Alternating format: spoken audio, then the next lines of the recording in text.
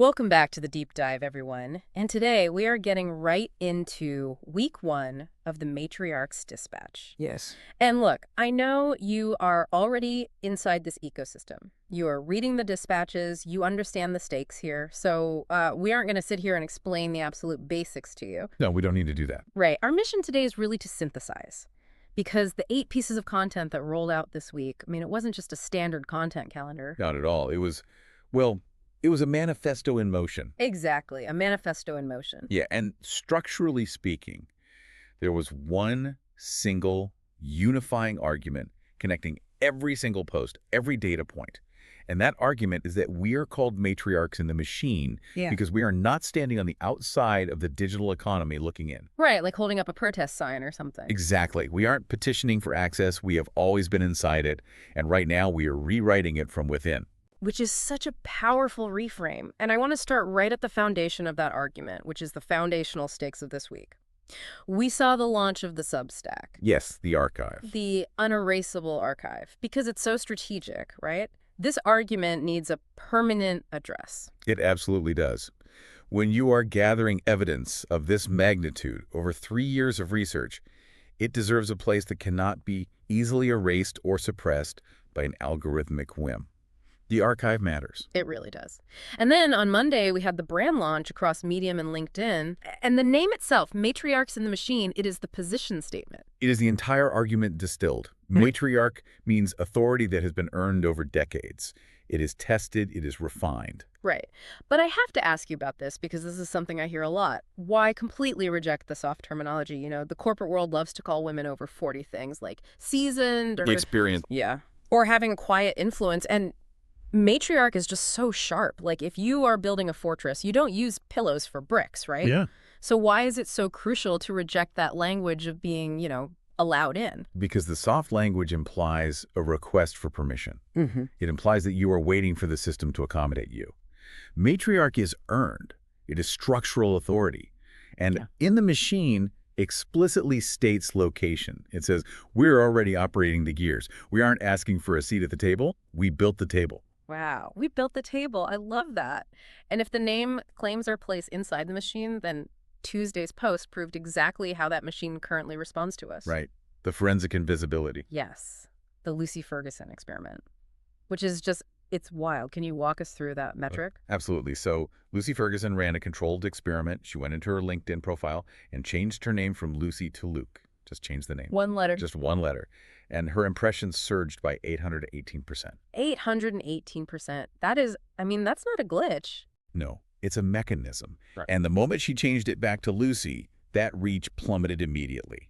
It is the code out mechanism, and it is measurable in real time. But the way the post reframed this, I think, is the most critical shift of the entire week. Because a lot of people would look at that 818% suppression and feel victimized. But the reframe is that this algorithmic suppression is actually intelligence. Precisely. It is an intelligence asset.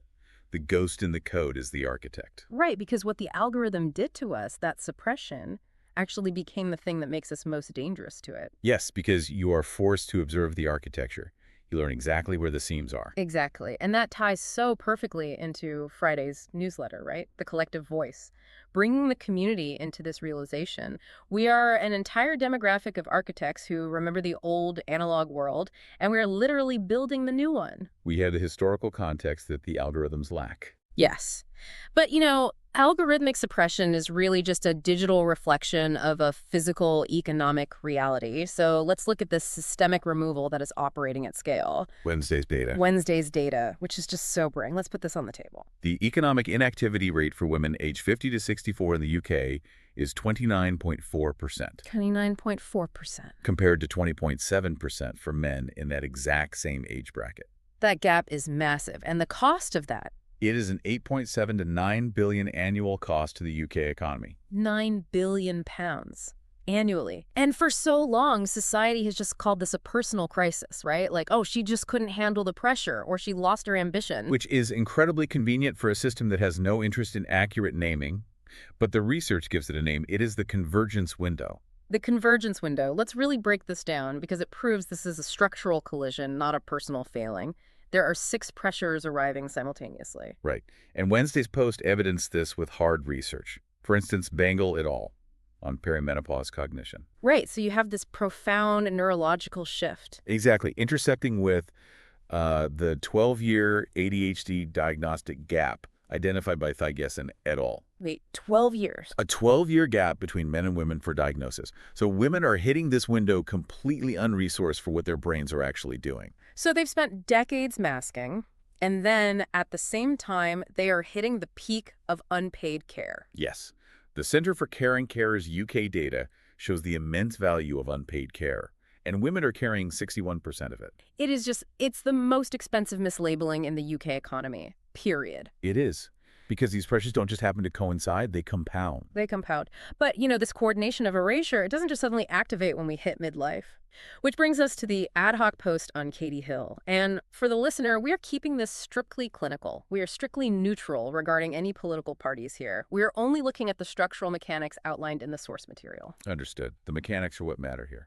Right, so you have Katie Hill, who had massive early career success, and then private photographs are published by a newspaper. Yes, and the post cites the BMC medicine study, which outlines the strong association between childhood abuse and intimate partner violence. Right, but what is so structural about this is how the legal system responded. She tried to fight it, and California's anti-SLAPP statute was invoked. And that resulted in Hill having to pay the publisher's legal fees. Which is just staggering. But structurally, if you synthesize those events, you have three distinct systems.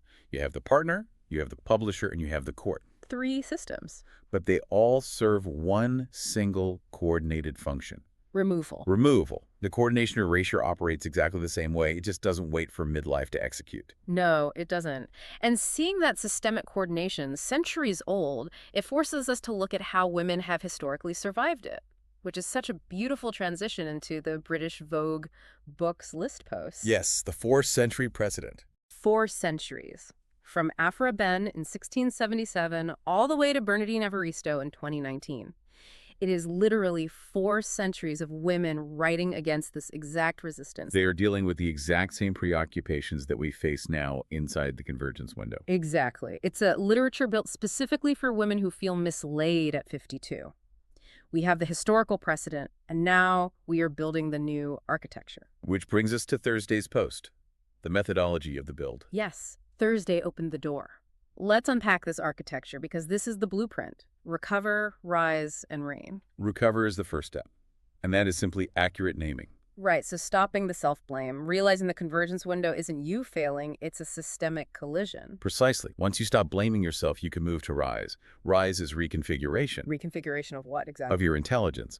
Utilizing 30 years of pattern recognition that the system never paid for and reconfiguring it as a strategic asset. I mean, that is huge. Taking all that invisible labor and naming it as a hard skill. And then finally, reign. Reign is the actual build. The build. It is owned intellectual property. It is sovereign wealth. You are constructing a structure that the system fundamentally cannot dismantle. Because you own it. Because you own it. We are already seeing this solidarity in practice, right, within the community itself. Look at the bursary operating at a 2-to-1 ratio. Yes. That is not charity. No, not at all. It is the architecture of a new system.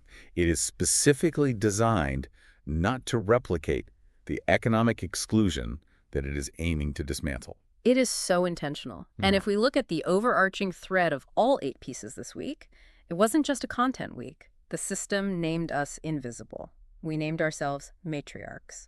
And the gap between those two things, that is exactly where we are building. It is exactly where the work is happening. So looking ahead to next week's Despatch, it is going to go really deep into recover, not just as an abstract concept, but as a lived experience. Right. Because when the research finally has a name for what felt like your own personal failure, that reattribution is the turning point. It is an arrival. It changes the entire paradigm. It really does. And I want to leave you, the listener, with a final thought to mull over as we wrap up this deep dive.